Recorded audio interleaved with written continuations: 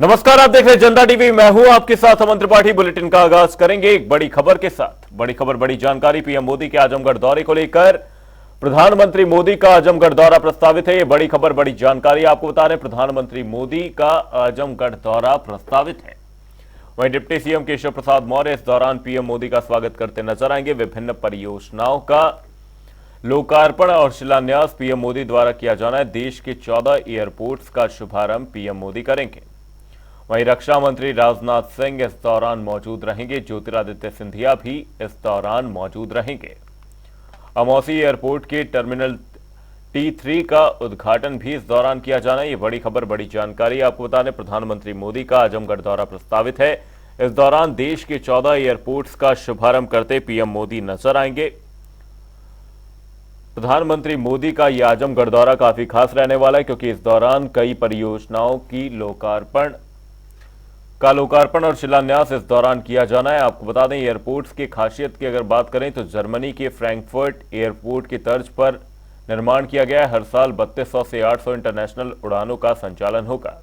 1500 वाहनों के लिए मल्टी लेवल पार्किंग होगी। वहीं जर्मनी के फ्रैंकफर्ट की तर्ज पर ये एयरपोर्ट बनाए गए हैं। वहीं टर्मिनल पर 14 एयरोब्रिज, 30 लिफ्टों की सुविधा रहेगी। वहीं हर साल 3200 से 800 इंटरनेशनल उड़ानों का संचालन होगा। देश के 14 एयरपोर्ट्स का शुभारंभ करते नजर आएंगे। 5 जनपदों को इस दौरान सौगात मिलेगी। आजमगढ़, मुरादाबाद, चित्रकूट, श्रावस्ती और अलीगढ़, इन 5 जनपदों को पीएम मोदी की सौगात मिलनी है। देश के 14 एयरपोर्ट्स का शुभारंभ पीएम मोदी करते हुए नजर आएंगे। प्रधानमंत्री मोदी का आजमगढ़ दौरा प्रस्तावित है। देश के 14 एयरपोर्ट्स का शुभारंभ करते नजर आएंगे। Deputy CM Keshav Prasad Maurya PM Modi का स्वागत करेंगे। रक्षा मंत्री राजनाथ सिंह इस दौरान मौजूद रहेंगे। वहीं ज्योतिरादित्य सिंधिया भी इस दौरान मौजूद रहने वाले हैं। आजमगढ़ को पीएम मोदी का मेगा गिफ्ट मिलने वाला है। आपको बता दें, देश के 14 एयरपोर्ट्स का शुभारंभ करते पीएम मोदी नजर आएंगे। वहीं रक्षा मंत्री राजनाथ सिंह भी इस दौरान मौजूद रहने वाले हैं। पीएम मोदी के आजमगढ़ दौरे को लेकर यह बड़ी खबर, बड़ी जानकारी सामने। इसी खबर पर हमारे सहयोगी टीएन मिश्रा हमारे साथ तमाम जानकारी के साथ जुड़े हुए हैं। टीएन मिश्रा जी, आपसे जानना चाहेंगे, पीएम मोदी का आजमगढ़ दौरा प्रस्तावित है, क्या कुछ बड़ी बातें रहेंगी इस दौरान? देखिए अमन, पीएम मोदी ने जो है ये सबसे मुलायम सिंह की सीट थी, तो वहाँ से आगाज़ किया है जो पश्चिम उत्तर जा करके कि पूर्वांचल का जो है आजमगढ़ सबसे किला माना जाता है। तो इस किले को उन्होंने फतेह करने के लिए वहाँ से हमने चुनाव कार्यक्रम का आगाज़ किया है। और वहाँ से आज वो जो है 5 एयरपोर्ट्स का उद्घाटन करेंगे और लखनऊ का जो है T3 टर्मिनल जो बना उसका उद्घाटन करेंगे। तो 24,700 करोड़ की परियोजनाएँ हैं। 782 परियोजना संख्या है इनकी, जिनका आज लोकार्पण करने जा रहे हैं। जो मुरादाबाद, चित्रकूट, अलीगढ़ और जो है आजमगढ़ के साथ साथ श्रावस्ती एयरपोर्ट जो है उसका लोकार्पण करेंगे। लखनऊ में जो T3 टर्मिनल बना है, ये जो 1400 करोड़ से इसकी शुरुआत हुई थी, जो 3900 करोड़ तक पहुंच गया है। इसमें 1.5 लाख जो है वर्ग किलोमीटर में बना हुआ है। और सबसे बड़ी सालाना जो है यहाँ की, अगर इस टर्मिनल चालू हो जाएगा तो करीब जो है 1.25 करोड़ से ज़्यादा यात्रियों का आवागमन हो जाएगा। 14 एयरब्रिज यहाँ बनाए गए, 30 यहाँ लिफ्ट लगाई जाएंगी और 3200 जो घरेलू विमान जो है साल भर में यहाँ जा सकेंगे। और 800 इंटरनेशनल उड़ानों की यहाँ की क्षमता है। 1500 वाहनों के लिए मल्टी लेवल पार्किंग बनाई जा रही।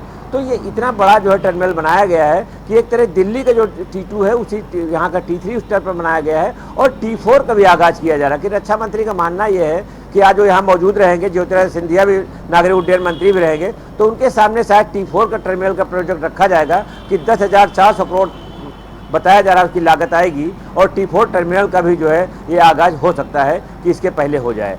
तो जहाँ तक प्रधानमंत्री की बात है, प्रधानमंत्री आज जब आजमगढ़ से शुरुआत करेंगे, 5 एयरपोर्ट्स का यूपी के लोकार्पण करेंगे। और कई जगह पर जो है फ्लाइट्स की शुरुआत हो रही है। उड़ान योजना के तहत जो है ये उड़ानें शुरू हो रही हैं, जो 1048 रुपये में लोग मुरादाबाद, चित्रकूट, अलीगढ़ और जो आजमगढ़ और श्रावस्ती से विमानों सफ़र कर सकेंगे। तो छोटे विमान हैं, लेकिन इनमें जो है लोग 1048 रुपये में उड़ान योजना के तहत सफ़र है, ये सबसे कम किराया है और इसमें सफ़र कर सकेंगे। जी अमन जी, आजमगढ़ से हमारे सहयोगी अतुल कुमार भी इस दौरान हमारे साथ जुड़ गए। अतुल, आपसे जानना चाहेंगे, प्रधानमंत्री मोदी का आजमगढ़ दौरा प्रस्तावित है, कितना खास रहने वाला है ये दौरा, क्योंकि ये जो सीट है वो मुलायम सिंह के एक गढ़ के तौर पर जानी जाती थी, जहां से प्रधानमंत्री मोदी आज अपना ये दौरा करने वाले हैं।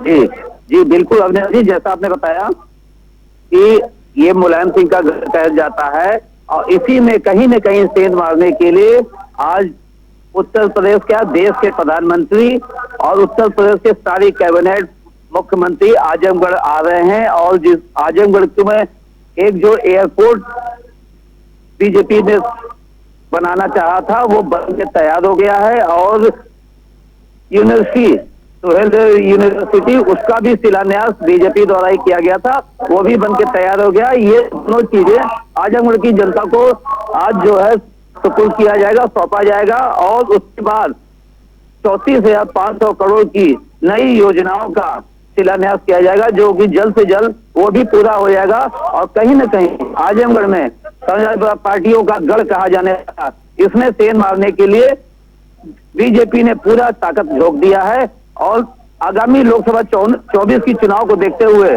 पूरा देश और प्रदेश के सभी लोग आज यहाँ पहुंच रहे हैं और ऐतिहासिक रैली कर रहे हैं मोदी जी यहाँ पर। और कहीं न कहीं इससे जो है यादव समाज को तोड़ने की भी कोशिश रहेगी कि बीजेपी से जुड़ जाए। हालांकि बहुत से ऐसे आजमगढ़ के पदाधिकारी यादव समाज के जुड़ चुके हैं बीजेपी से। जी, हमारे सहयोगी टीएन मिश्रा भी हमारे साथ लगातार जुड़े हुए हैं। टीएन मिश्रा जी, मैं आपसे जानना चाहूंगा, जैसा कि आपने बताया ये समाजवादी पार्टी का गढ़ हुआ करता था, मुलायम सिंह यादव के गढ़ के तौर पर आजमगढ़ को जाना जाता था, तो जिस तरीके से भारतीय जनता पार्टी ने 2024 की अपनी बिसात तैयार की है, तो क्या इसे उस रणनीति का हिस्सा माना जा सकता है इस दौरे को, कि उन सीटों पर अपनी पकड़ मजबूत करना जहां पर बीजेपी पिछले चुनावों में कहीं कमजोर रह गई थी? देखिए अमन, एकदम सही कह रहे हैं आप। है क्या कि बीजेपी ने तैयारी इस बार 80 की 80 सीटों की है, तो सबसे पहले प्रधानमंत्री का था जहां से बीजेपी की सीटें नहीं है, जो हारी थी पिछले चुनाव में बीजेपी, तो उन सीटों को मजबूत किया जाए। क्यों? बीजेपी का मानना है कि जो सीटें जीती थी वो तो वो जीत ही लेगी, लेकिन जो हारी हुई सीटें थी उनको किया जाए। तो सबसे बड़ी चीज़ है कि यहाँ अखिलेश यादव भी लड़ सकते हैं आजमगढ़ से चुनाव। तो प्रधानमंत्री ने इसलिए टारगेट किया है, आज जो है अपना लक्ष्य तैयार किया कि हम जो है आजमगढ़ से इसकी शुरुआत करेंगे। और जब वो पूर्वांचल के आजमगढ़ से जुड़ते हैं तो इसका मतलब कि एक बहुत बड़ा जो है कि पूर्वांचल के विकास के लिए जो है 24,600 करोड़ 700 करोड़ परियोजनाओं का जो है ये लोकार्पण जो आज कर रहे हैं। 782 परियोजनाएं हैं और चारों तरफ। कल से मैं देख रहा हूँ योगी आदित्यनाथ कई परियोजनाओं का उद्घाटन कर चुके हैं। तो एक चुनाव का समय है, जो जो काम कराए गए हैं उनका पूरा श्रेय भाजपा ले रही है और लोगों को दिखा भी रहे किस तरह हमने काम किया है और आगे हम करेंगे। तो इसी भरोसे पे पीएम को वादा करते हैं कि ये मोदी का वादा है और इसी भरोसे पर आजमगढ़ में आज जो है अपना आगाज कर रहे हैं। और ये माना जा रहा है कि इससे भाजपा वहाँ मजबूत होगी और आसपास की सीटों भी भाजपा में, जब प्रधानमंत्री जाते हैं तो आसपास के क्षेत्रों का भी डेवलपमेंट और वहाँ की बातें करते हैं, तो आसपास की जो सीटें हैं वो भी मजबूत होगी। और ये पूर्वांचल का जो है इलाका एक बार फिर जो है भाजपा वहाँ अपना जो है सेंधमारी करके अपना गढ़ तैयार करना चाहती है। जी अमन। प्रधानमंत्री मोदी का आजमगढ़ दौरा प्रस्तावित है। बहुत बहुत धन्यवाद आप दोनों ही सहयोगियों का तमाम जानकारी के लिए। प्रधानमंत्री मोदी का आजमगढ़ दौरा प्रस्तावित है। इस दौरान आजमगढ़ से चुनावी हुंकार भरते हुए प्रधानमंत्री मोदी नजर आएंगे। कई परियोजनाओं का लोकार्पण और शिलान्यास इस दौरान किया जाना है। प्रधानमंत्री मोदी का वाराणसी दौरे का दूसरा दिन है, लेकिन उससे पहले यानी कि कल पीएम ने काशी विश्वनाथ के दर्शन किए और साथ ही लोगों का अभिवादन स्वीकार किया। इस मौके पर उनके साथ मुख्यमंत्री योगी आदित्यनाथ भी मौजूद रहे।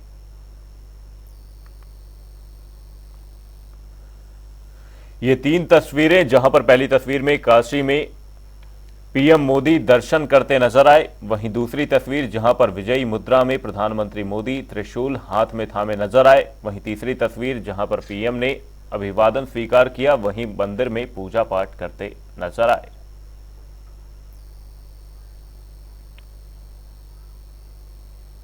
प्रधानमंत्री मोदी ने 4 प्रदेशों का दौरा किया। लोकसभा चुनाव घोषित होने के पहले पीएम मोदी ने पूर्वोत्तर से लेकर हिंदी पट्टी के राज्यों को एक ही दिन में कवर किया। काजीरंगा से लेकर काशी की उनकी यात्रा में नेशनल पार्क में यात्रा से लेकर काशी विश्वनाथ मंदिर में पूजन तक शामिल रहा। पीएम मोदी ने सोशल मीडिया प्लेटफॉर्म एक्स पर ट्वीट कर बताया कि काजीरंगा से अरुणाचल प्रदेश और पश्चिम बंगाल होते हुए काशी तक हमारी सरकार के काम की लोग सराहना कर रहे हैं।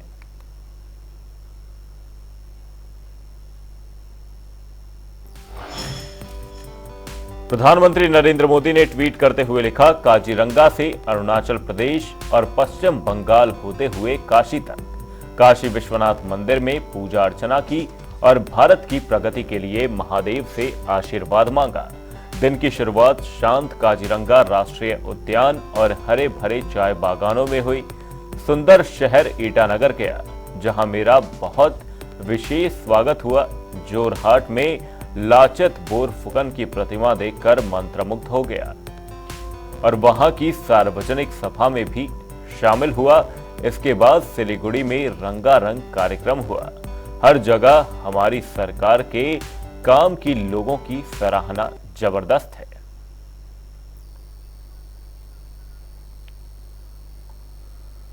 बुलेटिन में रुक करेंगे अगली बड़ी खबर की ओर। बड़ी खबर, बड़ी जानकारी सामने। 3 जिलों के दौरे पर रहने वाले सीएम योगी आदित्यनाथ। इस वक्त की बड़ी खबर आपको बता दें, 3 जिलों के दौरे पर रहेंगे सीएम योगी आदित्यनाथ। कुशीनगर, देवरिया और गोरखपुर के दौरे पर रहेंगे। ये बड़ी खबर, बड़ी जानकारी। नारी शक्ति वंदन समारोह में इस दौरान शामिल होते नजर आएंगे। विकास परियोजनाओं का लोकार्पण शिलान्यास करेंगे। वहीं कुशीनगर में महात्मा बुद्ध विश्वविद्यालय का लोकार्पण करेंगे। 2000 करोड़ की परियोजनाओं का इस दौरान सीएम योगी लोकार्पण करने वाले हैं।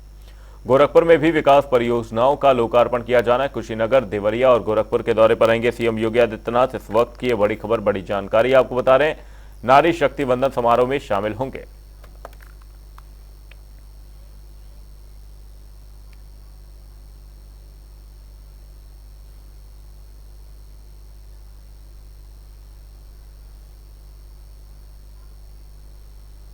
बुलेटिन में आगे बढ़ेंगे, रुक करेंगे अगली बड़ी खबर की ओर। बड़ी खबर, बड़ी जानकारी सामने। इस वक्त की बड़ी खबर आपको बता दें,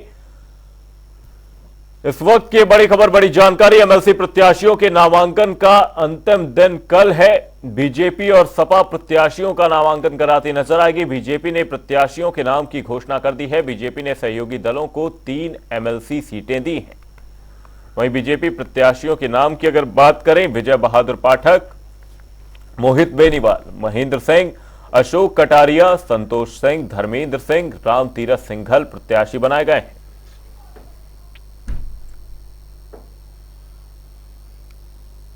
संगम नगरी प्रयागराज में हर साल की तरह इस साल भी 3 दिवसीय शाक भाजी एवं पुष्प प्रदर्शनी की प्रतियोगिता का आजाद पार्क में शुभारंभ हुआ। प्रदर्शनी का उद्घाटन रेलवे महाप्रबंधक रविंद्र जायसवाल ने किया, तो विशिष्ट अतिथि के तौर पर मंडल आयुक्त प्रयागराज जिलाधिकारी भी मौजूद रहे। इस मौके पर हमारे संवाददाता एसएम आमिर ने लोगों से खास बातचीत की और साथ ही महाप्रबंधक से भी जाना कि इस बार की प्रदर्शनी में क्या कुछ रहने वाला है खास।